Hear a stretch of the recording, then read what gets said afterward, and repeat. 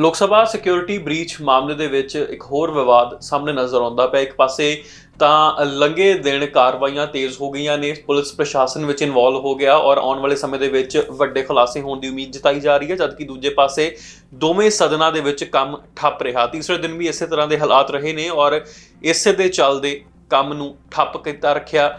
ਇੱਕ ਪਾਸੇ ਪ੍ਰਦਰਸ਼ਨ ਕੀਤਾ ਗਿਆ, ਭਾਵੇਂ ਉਹ ਸੰਸਦ ਦੇ ਅੰਦਰ ਹੋਵੇ ਭਾਵੇਂ ਸੰਸਦ ਦੇ ਬਾਹਰ, ਤੇ ਦੂਜੇ ਪਾਸੇ ਗ੍ਰਹਿ ਮੰਤਰੀ ਦੇ ਬਿਆਨ ਦੇ ਉੱਤੇ ਵੀ ਇਤਰਾਜ਼ ਜਤਾਇਆ ਗਿਆ। ਤੁਹਾਨੂੰ ਦੱਸ ਦਈਏ ਕਿ ਵਿਰੋਧੀ ਪਾਰਟੀਆਂ ਵੱਲੋਂ ਵਿਰੋਧ ਪ੍ਰਦਰਸ਼ਨ ਕੀਤਾ ਗਿਆ ਹੈ, ਨਾ ਸਿਰਫ ਸੰਸਦ ਦੇ ਅੰਦਰ, ਸੰਸਦ ਦੇ ਬਾਹਰ ਵੀ ਵਿਰੋਧ ਪ੍ਰਦਰਸ਼ਨ ਕੀਤਾ ਗਿਆ। ਇੱਕ ਪਾਸੇ 14 ਐਮਪੀਜ਼ ਜਿਹੜੇ ਨੇ ਉਹ ਮੁਅੱਤਲ ਕੀਤੇ ਗਏ ਸੀ ਤੇ ਉਹਨਾਂ ਦੇ ਹੱਕ ਦੇ ਵਿੱਚ ਖੜ ਗਏ ਵਿਰੋਧੀ ਪਾਰਟੀਆਂ ਦੇ ਮੈਂਬਰ। ਉਹਨਾਂ ਨੇ ਰੱਜ ਕੇ ਵਿਰੋਧ ਕੀਤਾ ਆ ਕਿ ਕੇਂਦਰ ਵੱਲੋਂ ਐਮਪੀਜ਼ ਨੂੰ ਮੁਅੱਤਲ ਕਰ ਦਿੱਤਾ ਗਿਆ। ਦੂਜੇ ਪਾਸੇ ਇਹ ਗੱਲਾਂ ਵੀ ਉਭਾਰੀਆਂ ਜਾ ਰਹੀਆਂ ਨੇ ਕਿ ਇੱਕ ਪਾਸੇ 14 ਐਮਪੀਜ਼ ਨੂੰ ਮੁਅੱਤਲ ਕੀਤਾ ਗਿਆ, ਜਦਕਿ ਭਾਜਪਾ ਦਾ ਐਮਪੀ ਪ੍ਰਤਾਪ ਸਿੰਹਾ ਅਜੇ ਵੀ ਆਜ਼ਾਦ ਘੁੰਮ ਰਿਹਾ।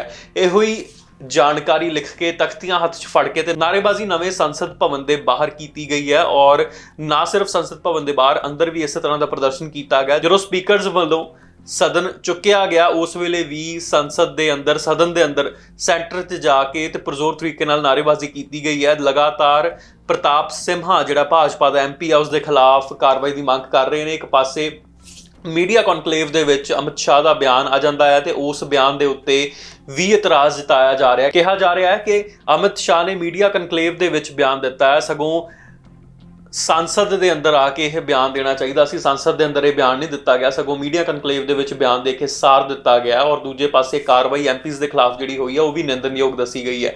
ਇਸੇ ਦੇ ਖਿਲਾਫ ਖੜੇ ਹੋਏ INDIA ਗੱਠਜੋੜ ਦੇ ਮੈਂਬਰਸ ਵੱਲੋਂ ਵੀ ਪੁਰਜ਼ੋਰ ਤਰੀਕੇ ਨਾਲ ਇਸ ਗੱਲ ਦਾ ਵਿਰੋਧ ਕੀਤਾ ਗਿਆ। ਖੈਰ, ਇਸ ਮਾਮਲੇ ਨੂੰ ਲੈ ਕੇ ਵੱਖ-ਵੱਖ ਬਿਆਨ ਜੋ एमपीज ਦੇ ਸਾਹਮਣੇ ਆਏ ਨੇ, आओ ਤੁਹਾਨੂੰ ਸੁਣਾ ਦਿੰਦੇ ਹਾਂ। देखिए, आज तमाम सांसद, गैर भाजपा सांसद क्या मांग कर रहे हैं? क्या कोई नाजायज मांग कर रहे हैं? क्या कोई गलत बात कह रहे हैं?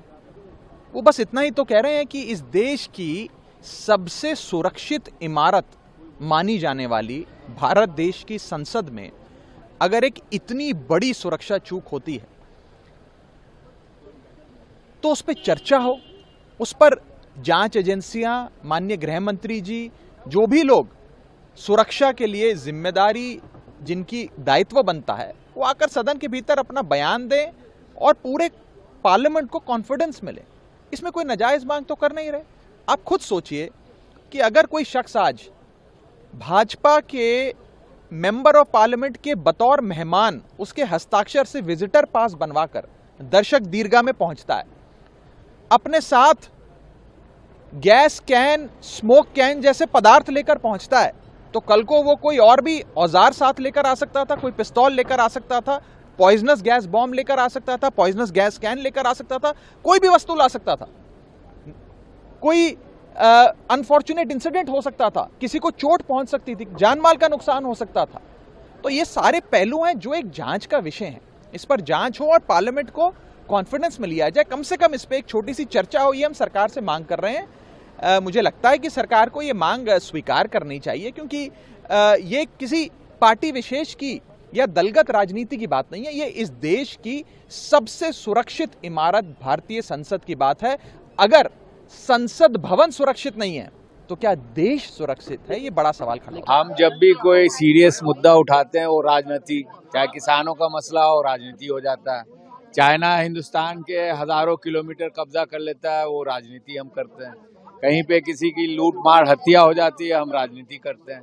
ये सबसे सिक्योर एरिया है हिंदुस्तान का, और उसमें टेररिस्ट का अंदर घुस आना, ये बोलते हैं पॉलिटिक्स करते हैं। हम तो, हमारा सिंपल सा उनसे जवाब मांगने का था कि ऐसा क्यों हुआ और उनको इस्तीफा देना चाहिए। अगर उनकी क्षमता नहीं है, जो सबसे मोस्ट सिक्योर बिल्डिंग को हिंदुस्तान का, उसको सिक्योर नहीं रख सकते हैं, तो उनको तो कंटिन्यू करने का कोई हक नहीं है। और हमने जब सवाल किया तो आपने देखा सबको हटा दिया गया, और आज भी लगता है बाकियों को भी हटा दिया जाएगा पार्लियामेंट से। तो जो भी उनसे कोई सवाल पूछता है, जो हक है और इनफैक्ट जिम्मेवारी है किसी भी माननीय सदस्य की, उसमें वो राजनीति ले आते हैं। तो ये सरासर गलत बयानी है उनके तरफ से, और हमारी सीधे सी मांग है कि आप जवाब दीजिए कि इतना बड़ा हादसा कैसे हो गया। Where did the Home Minister give the statement? He gave the statement to the media, not to the House of which he is a member. This is supposed to be a parliamentary system. When Parliament is in session, the first place to which any government minister is accountable is Parliament. He should have come here and spoken. That could have diffused the entire crisis. How can the Home Minister feel that his principal channel for communication has to be the mass media rather than the actual Lok Sabha? He was elected to it. He should come here and tell the people. If he had spoken to the MPs, given his point of view, I'm sure this whole crisis could have been diffused. This is escalating only because of the stubbornness of those involved, and I must say it's an unnecessary thing. We have important issues to discuss in Parliament. The opposition had come in a spirit of wanting Parliament to function, and I must say the government could have easily taken one step forward to try and persuade everything to go back on a normal track. This is really disappointing. Look, there have been incidents in the past as well. Action was taken in the past as well. I think some of the security improvements that have already been made have already been an improvement on the way the Parliament was rather poorly thought through in the past. Security in Parliament was poorly thought through. But this particular issue is compounded by the fact that the Delhi police were directly involved in this exercise, and the Delhi police are answerable to the Home Minister.